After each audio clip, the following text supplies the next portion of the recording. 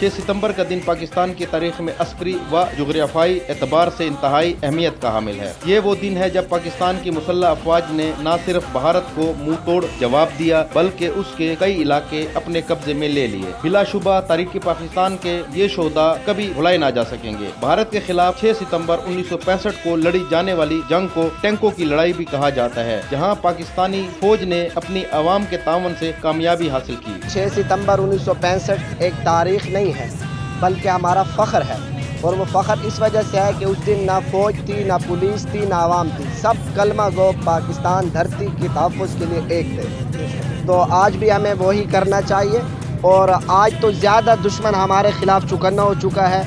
सारा आलम कुफ्र इस पाकिस्तान धरती जो ला इलाहा इल्लल्लाह मुहम्मदुर रसूलुल्लाह की वजह से बुनियाद में आई, इसको ख़राब करने के लिए इसके ख़िलाफ़ साजिशें कर रहे हैं। इंशाअल्लाह हम उनको बता देना चाहते हैं कि हम जितने कमज़ोर सही, लेकिन इस वतन की मोहब्बत में हम सर कटाने के लिए अपनी पाक फौज और पाक पुलिस के साथ तमाम इदारों के साथ खड़े हैं। पूरे मुल्क की तरह डेरा इसमाइल खान में भी 6 सितंबर को यौम दिफा मनाया गया। सबसे बड़ी तकरीब आतिफ शहीद पार्क में हुई, जिसमें आर्मी, सिविल अफसरान के अलावा शहरियों की बड़ी तादाद ने भी शिरकत की। डेरा शहर को 6 सितंबर के हवाले से मुख्तलिफ बैनर से सजाया गया। इन बैनर्स पर शोहदाए फोर्सेज पुलिस की तस्वीर थी। इस सिलसिले में सहाफ़ियों की मकामी तंजीम ने जिली पुलिस और जिली इंतजामिया के हमरा एक रैली निकाली। रैली GPO मोड़ से निकाली गई, जो यादगार शोहदा चौक पर इख्तिताम पजीर हुई। रैली में सिविल सोसाइटी से ताल्लुक रखने वाले अफराद की कसीर तादाद ने शिरकत की। DSP हेडक्वार्टर असगर अली शाह ने कहा कि शोहदा को हम कभी भी नहीं भूले। आज के दिन के हवाले से यही पैगाम देना चाहूँगा